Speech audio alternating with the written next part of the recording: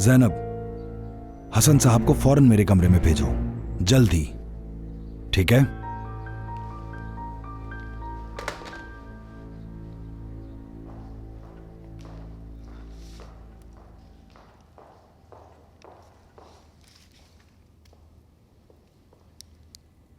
ये लीजिए सुल्ताना साहिबा। शुक्रिया बेटी तुम्हारा। अरे नहीं, कोई बात नहीं। शुक्रिया सबा। एंजॉय करें आप। शुक्रिया।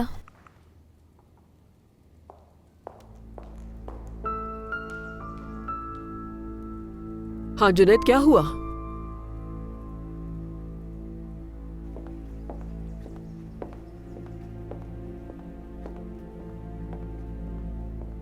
सुल्ताना साहिबा, वो मुझे नसरीन से कुछ जरूरी बात करनी थी। पिछले घर के बारे में पूछना है? जी बिल्कुल। जुनैद,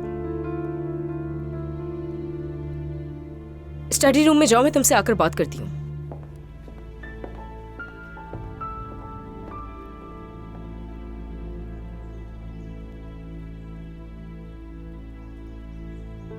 मैं अभी आता हूं।